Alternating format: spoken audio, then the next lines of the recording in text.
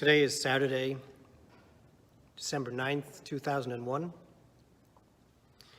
After 2020, there was a lot of hope for a better year because 2020 was such a disastrous year in so many ways.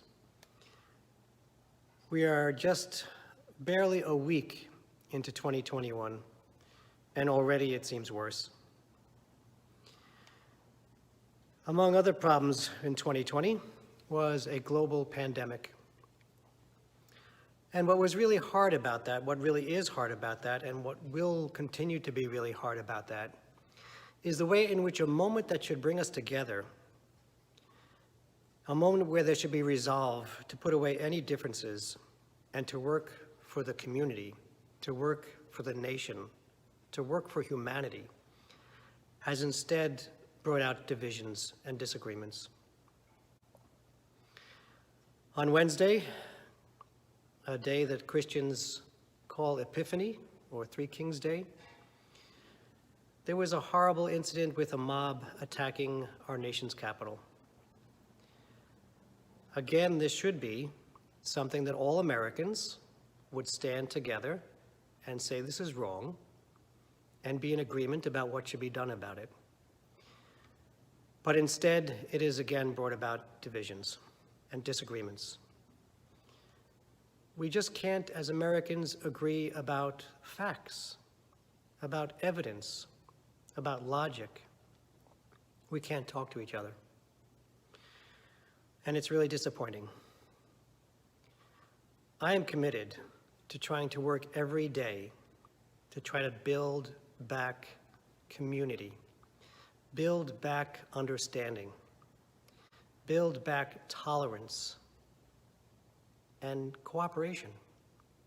And we all need to do that, and we all need to realize that it's going to take a lot of effort, and it's going to take a lot of listening and a lot of understanding and reading and commitment to being there with each other. Keep us all in prayer. Pray for ourselves, pray for each other, pray for those who are hurting, pray for those who we disagree about, those who we disagree with, and pray that we can somehow really try to make an effort to disagree, but to try to understand that we should not be hurting each other. To disagree, but to still be curious about why people disagree with you.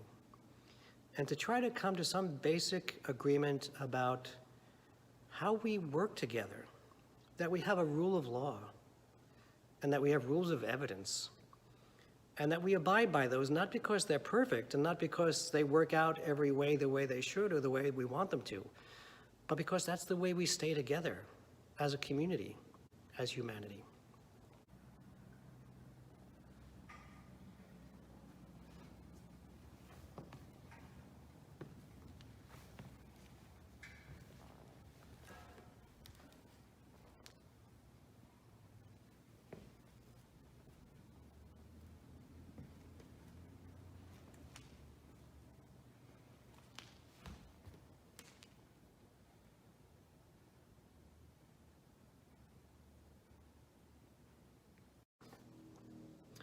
This went out in an email titled Chaos at the Capitol.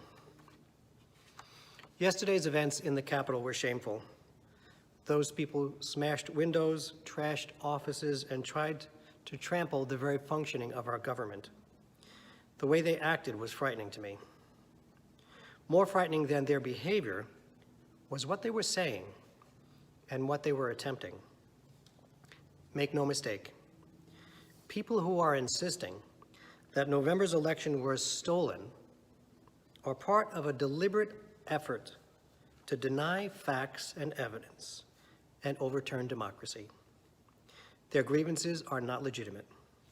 Their claims have been given many hearings and have collapsed under even cursory examination. They have no interest in information or discussion, learning about problems and seeking solutions. I worry about a president who remains in office while continuing to do harm to our democracy and endangering our constitutional norms. Donald Trump's response to this terrorism was, "We love you, you're very special people." The president has consistently refused to denounce these groups and has not rejected their endorsements. When asked to denounce white supremacy on the debate stage last year before all the world, he refused. Instead, he said, "Stand back and stand by." Wednesday morning, the president told a conspiracy rally not to be weak. To Donald Trump, losing an election is a defeat he will not accept because it would make him look weak.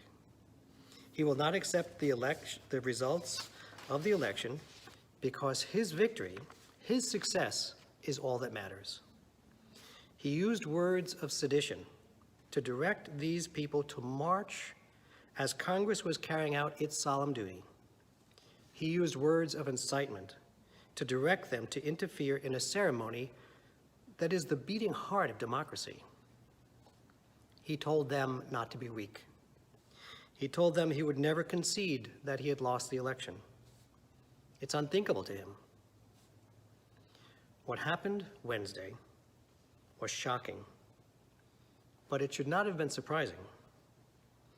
This man has encouraged violence, cruelty, and disrespect for the rule of law for 5 years. This man has acted with impunity that his money and his privilege affords him. He courts white supremacists, and they adore and rally around him. The people who gathered on Wednesday displayed a noose. They also chanted, "Let's hang Mike Pence." Hanging a noose is the emblem of white supremacist terror. They hung this on our National Mall. Some of them carried the flag of the Confederacy, the banner of another open insurrection against human rights and government by law and decency and basic humanity. On August 2018, we saw these people rally around a statue of Robert E. Lee with Confederate flags and swastikas, shouting, "Jews will not replace us," based on another conspiracy theory. The president's comments then were that these were protesters like any other protesters and that there were fine people among them. We have watched as the rhetoric of resentment and conspiracy has been building bitterness and emboldening extremists. We have listened to the blame and fear-mongering that tells us we need to be barring Muslims and locking up refugees and asylum seekers. We have been told to vilify those who protest the murder of people of color in our streets. People of color are being shot down in our streets. Innocent people, unarmed people, men, women, children, shot down because they're black. People have protested this, and the president has denounced them. We have been told that Democrats are criminals and communists to be locked up, that a conspiracy of members of both parties across different state governments is committing massive voter fraud.